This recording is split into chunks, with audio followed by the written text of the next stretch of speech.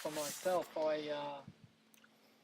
I just judge. Well, not judge. I just monitor what happens when I do something, and I might have done certain things, and I never got sick from it. I can vouch for that. I never got sick once from eating any of this stuff we've been talking about. And I don't eat my own shit. No way. I don't eat dog shit. I don't eat carnivore shit. No way. I wouldn't touch it. What shit would you eat, Ian? Well, the only stuff I'd touch is stuff that's come from wild, like herbivore animals, and that's even a bit exy at times because, like, in this area here, it's a farming area, and everything gets sprayed, and these animals are eating the grass, and there's Roundup, there's probably, I don't know, all sorts of different chemicals, and it goes straight to their, it goes in their bowels, they process it, and they shit it out. That's what you shit out, and to eat shit can be a bit exy sometimes with the chemicals you might get. You might get a lot of good bacteria, but the chemicals might be a bit of a worry too. What about bat shit? That'd probably be a bit the cleanest shit to eat. I don't know, they're going on about, Lysi virus and all that sort of thing. I've no idea. I'm still out on that. I can't make a decision whether... I haven't had a direct experience with sickness with bats, and I'm not about to eat their shit either. Because I guess that's probably a concern. Maybe he's picking up these viruses and stuff from animals for either their raw products or feces or blood or pus and flesh.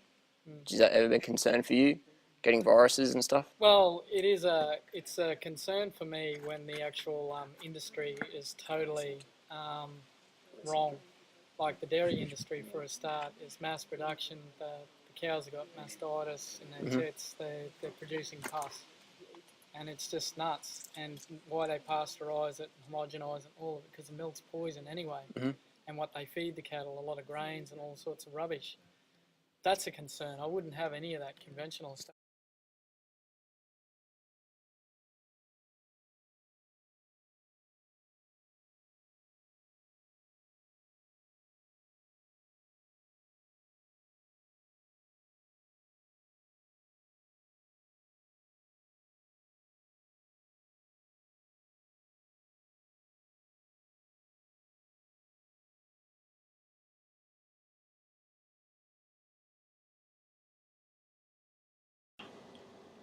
Toothbrush, that's all I use for my dental. Toothbrush water, you can use like a recyclable toothbrush, whatever works for you. I find a soft brush is better and not too, not too full on, you know what I mean? I've got friends who sort of sandpaper back their teeth, and I don't think that's an optimum one. Next question, caloric restriction. This question from a good buddy of mine. I want to know your opinion on caloric restriction. I've read a book on calorie restriction. It says less calories, more life. You know, I've had a look at that book briefly as well. It's so subjective. They say eat less. How much is eat less? There's no real caloric guidelines there. It just says, eat less and live more. It's just like, for me, they're just using sound bites to promote a book, some fad, crazy diet. An example was, say, myself, I'm racing, A grade on the bike, and I run marathons and stuff. So the definition of caloric restriction would be for me to do the same amount of training I'm doing and eat the same as a really, really, really sedentary person. Say about, do my workload on 2,000 calories a day. It's like I could do that for a day or two, but then, I'm not going to restock my glycogen stores on 2,000 calories a day. That's for sure. So these books are written by people who are not athletic, have no idea about caloric understanding, and 3, who don't go out into nature.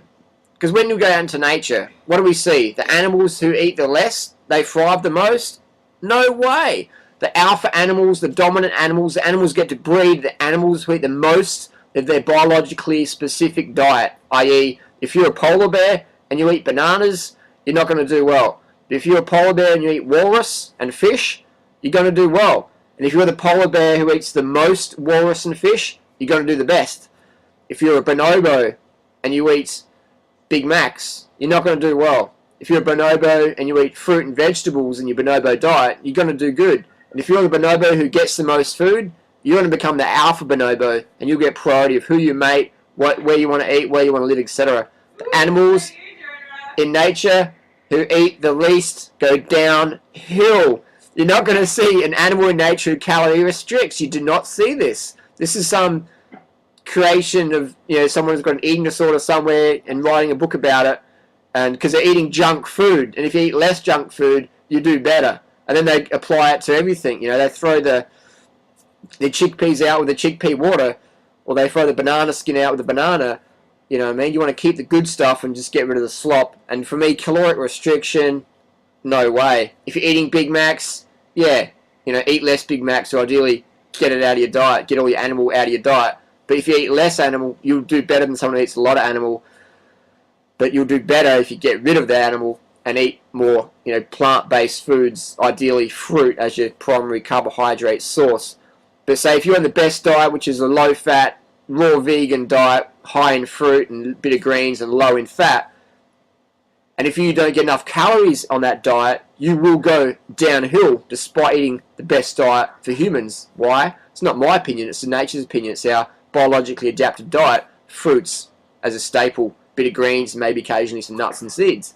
But fruit, as at least 98% of your total caloric content, is going to get you just prime.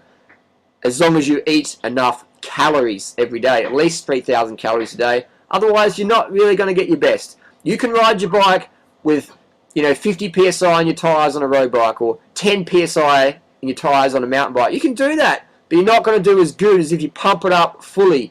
You're not going to do as good on a good diet if you undereat. You're going to go so-so. You won't be optimum. You won't be peak. Peak experience is what we're going for. I don't know about you, but for me, I want my life as a peak experience every day. I want a greater participation in my daily reality, and I'm not going to be doing that if I'm undercarbed and like, oh, I don't have enough energy. I mean, I did a running race this morning, PB, I just mentioned it before.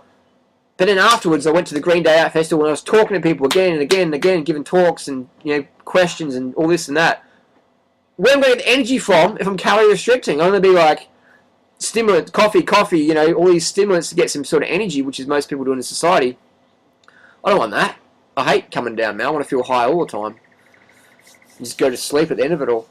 So calorie restriction, no way. My friend who's done this as an experiment, good friend of mine, great person, really lovely person, best of intentions, but eating the good diet, but not drinking enough water and under eating.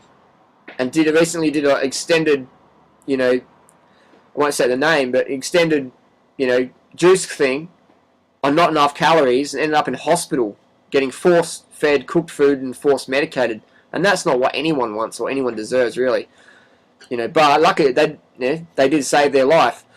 So it's, eat the best diet, but eat enough. And if anyone talks about calorie restriction, if anyone's writing a book about it, that they don't really understand.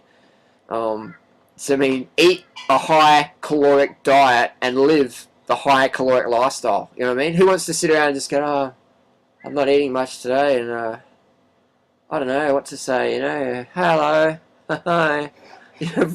Not me, man. I want to, boom, hit it. Racing A grade, riding your bike everywhere, having passionate debates with people, and just being passionate in life in general, whatever your sport is, or giving it energy to your children. If you've got kids, man, they take up a massive amount of energy. That's why I'd have a vasectomy. I mean, I'd probably have to eat double the amount of calories if I had children, because they're just like, go, go, go, go, go.